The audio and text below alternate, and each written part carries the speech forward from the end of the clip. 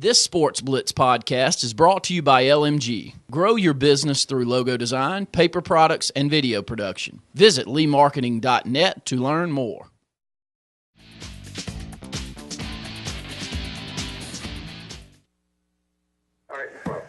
Welcome back to Sportz Blitz Live. Luke Robinson with you. We're going to be joined now by Logan Lowery on the Dane Sharp hotline. He is with the Mississippi Bulldog Blitz, the site for rivals. Does a great job for them, and he has been on the show with us before. Lots going on with Mississippi State right now. I don't know that any team in the SEC has quite so much going on as Mississippi State does, and want to welcome Logan Lowery now on the Dane Sharp hotline. Logan, how you doing? Hey, doing pretty good, yeah. Definitely being busy over the last couple of weeks, for sure. I mean, there is no doubt about it. Mississippi State, my goodness. Let's start with the good, first of all. And a story, and I'm going to go off the board for the first story. You guys got another commitment today from a kid right here, or close to here, in Carver High School in Montgomery, Alabama, for basketball. Yeah, definitely. You know, it's a 2015 commitment. Actually, the first 2015 commitment for Mississippi State. You know, they've definitely, you know, kind of raided Carver High School over the last couple of years. And, you know, picked up Ruckwell Johnson a couple of years ago under Rick Stansberry, and also signed Craig Sword from that program as well. You know, both of those guys were big contributors for Mississippi State this past season. But they got forward Joseph Struggs from Carver. You know, he's going into his junior year there at Carver, but he's going to be the next Bulldog for Mississippi State. And head coach Rick Ray, you know, they're looking at another couple of guards from there too. They actually came up to Mississippi State's basketball camp this past Saturday and had a good showing. So, yeah, they definitely have a pipeline there. It seems like they're going. At one point last year, it seemed like the only guy left on the roster was going to be Craig Sword, the way the injuries were mounting up for the Bulldogs. But they are stockpiling talent now, and a lot of it coming from that very powerful Carver School in Montgomery, Alabama. Let's move on now and talk a little bit about baseball. I know you're itching to talk about it. The Bulldogs, they go to Charlottesville and take care of business, sweep the Cavaliers, and they look good doing it too. They really did, you know, and Mississippi State's played a tough schedule all year. They played the toughest schedule in the SEC. They also got through playing in the toughest regional here in Starkville.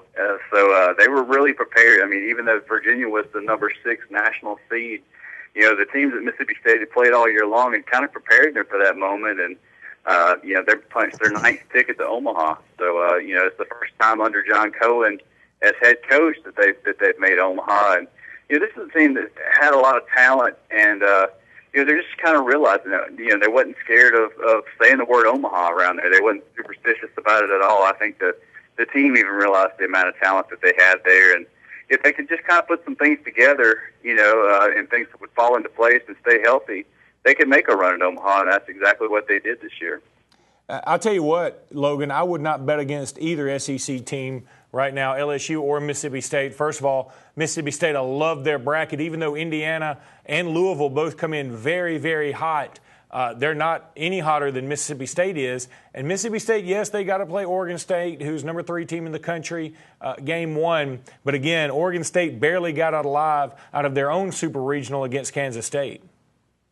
Yeah, and it's all about getting hot at the right time. And, you know, Mississippi State over the last few weeks have been pretty hot. You know, they've definitely relied upon their bullpen a lot. You know, they don't really have that number 1 or number 2 dominant starter. They just kind of get their starters, you know, 1 or 2 times through the lineup, and then just kind of turn things over to the bullpen. And, you know, the bullpen's been lights out for them, you know, pretty much the whole season, with guys like Chad Gerardo and Miles Gentry and Ben Bracewell from there in Alabama, and then Jonathan Holder at the end as a sophomore closer has been one of the most dominant closers in all of college baseball. So, you know, they're really happy with their bullpen, and, you know, their lineup 1 through 9 has been hitting the baseball here lately. You know, that they throughout the year they had some holes in the lineup, but you know, as of late, you know, 1 through 9 has been getting on base, and you know, they've been able to do a lot of different things. They've got a lot of different components in that lineup. You know, some guys have power, some guys are on base guys, and some guys, you know, you bunt and run, hit and run. They can do a lot of different things with that lineup. Let's move over now and talk a little bit about football. But I do want to mention this before I leave. I want to say congratulations to Hunter Renfro and Ellick City's own Kendall Graveman for being drafted this past week. I know you guys are proud. Yeah, they've had several guys drafted. I mean, Evan Mitchell was drafted as well. Daryl Norris from on the coast of Alabama, he was drafted.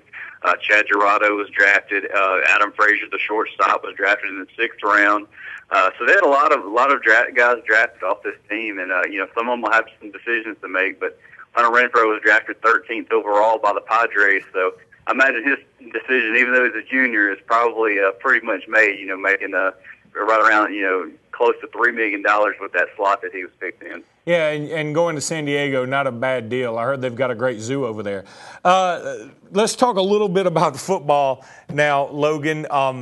That's the bad news. Let's start off with that. Mississippi State handed down with probation. But the good side of that is it's pretty much what they self-imposed.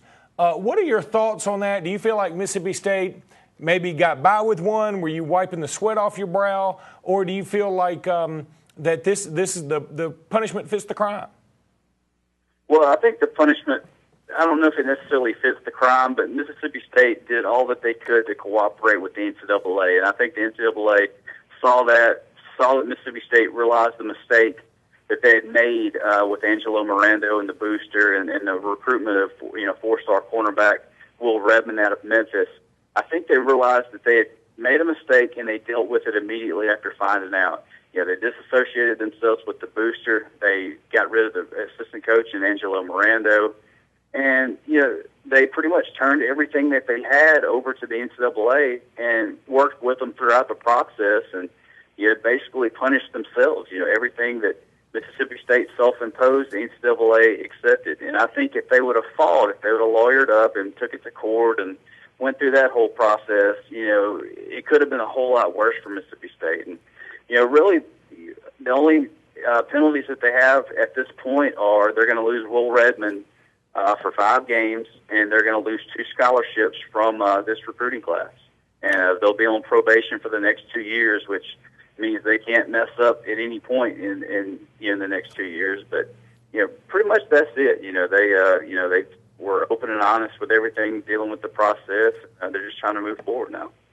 Well, let's talk about some things that are going to be happening on the field for Mississippi State this upcoming year.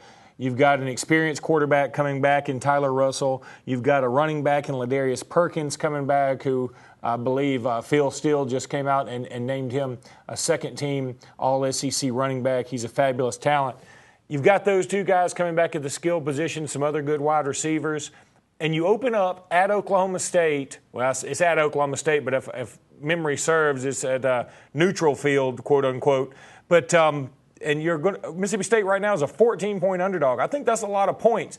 If Bulldogs can get by that one, then they take on Alcorn State, then they travel to Auburn. That game's going to be a toss-up. Mississippi State has a chance here to make some hay very early in the season. Well, the schedule's a little bit more difficult this year than it was last year. I mean, Mississippi State really didn't have a whole lot of trouble starting off the year 7-0 last year. But, they're going to be tested, like you said, in week 1. It's a big-time game, against Oklahoma State, one of those neutral site games, even though I'm sure there's going to be a lot of black and orange in that crowd. But, Mississippi State's going to be tested in that week 1, But, like I said, they do have a lot of experience coming back. All 5 starters on the offensive line, senior quarterback, 1,000-yard rusher, and Ladarius Perkins coming back. Most of their receivers are going to be brand new. They lost 7 wide receivers that were all seniors last year. So, they're going to have a lot of young, inexperienced guys out there at receiver for Tyler Russell to throw the ball to. But, they really like what they have in their running game. They've got 4 running backs that they feel they can put in there at any moment. And each of them kind of have a little different skill set. So, they're pretty much excited about what they've got back on offense. It's just going to be a lot of those young receivers are going to have to step up early in the season. Well, Logan, thanks so much for being with us. We definitely want to have you on during the regular season when football gets cranked up, and we appreciate your being on with us tonight. We're previewing the Mississippi State Bulldogs, and this segment is brought to you by LX City Marine. We're definitely going to have you on sometime during the regular season, okay? All right, thanks for having me on.